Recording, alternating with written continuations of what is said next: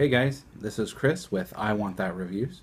Going to be talking to you a little bit today about the Stealthgear USA SGX-5 tactical flashlight. They sent me this guy to take a look at. They advertised this as being an everyday carry light to go along with their holsters or product that they offer. And I've had a chance to carry it and use it as an everyday carry light, and I have some opinions on it, both pros and cons, and you know we'll dig into that here in a little bit. Now they advertise it as being 850 lumens.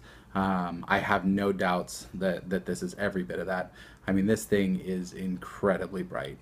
It has high of 850, low of 300 lumens, and then it has strobe, which runs at the 850 lumen mark. And that strobe is enough to disorient you. So it definitely holds up to its claim. Now, this is actually the second one that they sent me. The first one they sent, I was taking a look at it, and something happened. The solder point behind the LED in the crown actually came loose, and it wouldn't work. I was able to repair it. I do have a little bit of soldering knowledge, and I was able to repair it, and it was good as new. But it was one thing that kind of concerned me. They did go ahead and send me another one to take a look at and continue reviewing. I've not had any problems with this one. I'm thoroughly impressed. I've actually been pretty hard on it. I've thrown it down the stairs a couple times. I've dropped it from probably about 4 feet onto concrete floor with carpet, with thin carpeting over it, so that I could test the shock resistance. And it's taken it. I mean, it takes a beating and keeps on ticking. It does get hot. I mean, if it's when it's pushing out 850 lumens, it's hot. But honestly, I'm not leaving it on full blast for that long to be able to have that issue. They advertise it on the site as having a water resistance, which means that it would survive concentrated water blast, pressurized water jets, but not full submersion. I did test that. I dropped it into a glass of water. You can see the photos.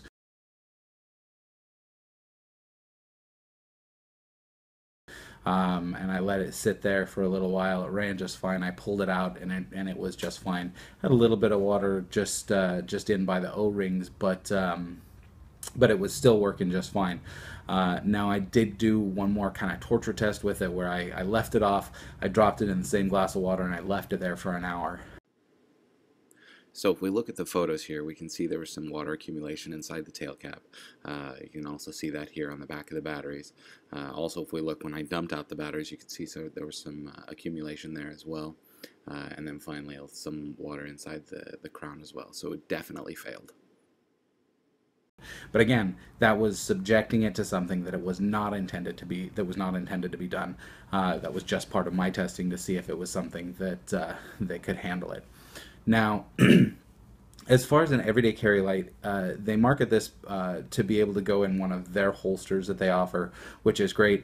Something I don't like about it, I don't like the fact that it doesn't come with a pocket clip or a belt clip. Not everybody's going to want to carry this in a holster or in an inside the waistband pouch, and I think it would be a really smart move to include some sort of a belt clip. I've been carrying the Streamlight ProTac for a while, and they both run on lithium batteries, but if you take a look here, you can see in a side-by-side comparison, this one that I've been carrying for the last year and a half is marked. There's a marked size difference between this one, between these two. I don't mind this one being that much larger, but it is an inconvenience because it doesn't have a pocket clip. So I'm currently trying to figure out if there's a way that I can find an aftermarket one and hook it up. But when we talk about pound for pound, these guys both use the CR123A batteries. This one pumps out 260 lumens. This one pumps out 850. I mean, it's a difference of night and day. Another dislike that I had about the Stealthgear, I wish that it had an economy mode.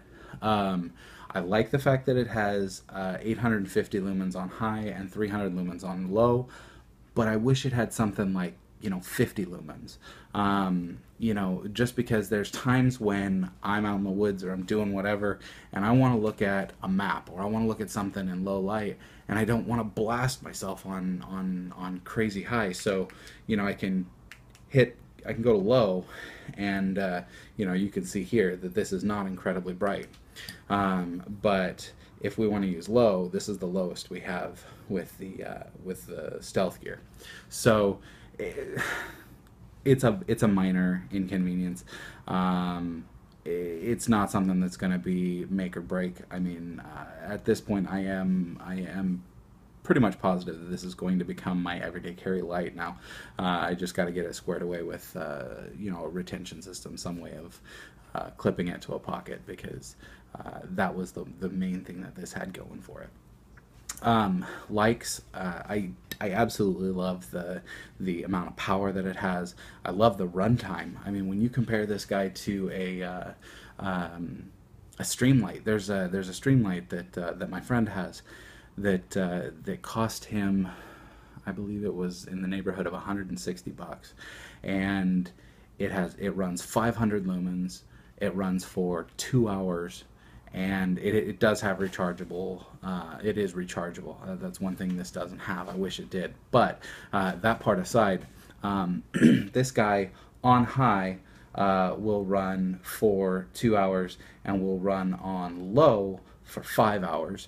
And I'm sorry, I was looking at the notes for this. I believe his runs on high for an hour. And I don't know what his time is on low. But when we were looking at them, comparing them side by side, this one definitely has an advantage, and this one's going to set you back $55. I mean, let that sink in for a second. This thing is very close to being on par with a Surefire, with a Streamlight, and I mean, it's pumping out the power. It may not have the same waterproof rating as one of the bigger names, but you're going to pay $55 for this light. And it's going to do what it says it does. Just the lumen output and the runtime alone makes this light worth it. So I was very pleased with this. I would have no problems purchasing another one. It does have a momentary tail cap on it, which means that you can go from high to low to strobe without actually clicking the tail cap. You can select the mode that you want and then actually click the tail cap, and it'll stay there until it runs out of battery or until you're done. They advertise the beam distance as being about 150 meters, which is about right. I mean, it really throws the light out there. It's got good throw. It's got good area. I can't say enough good things about this light. I wish that it had the IPX7 waterproof rating instead of just the 6. I would like to be able to submerge it.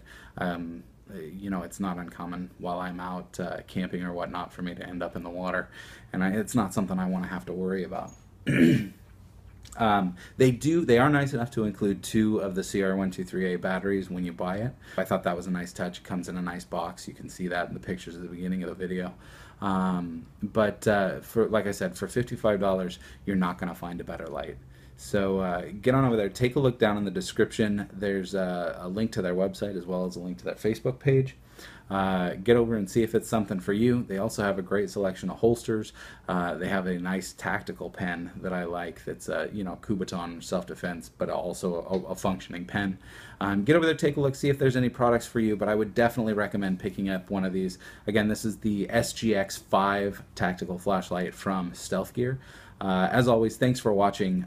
Like, subscribe, share. I hope to keep bringing you more reviews to make you say, I want that.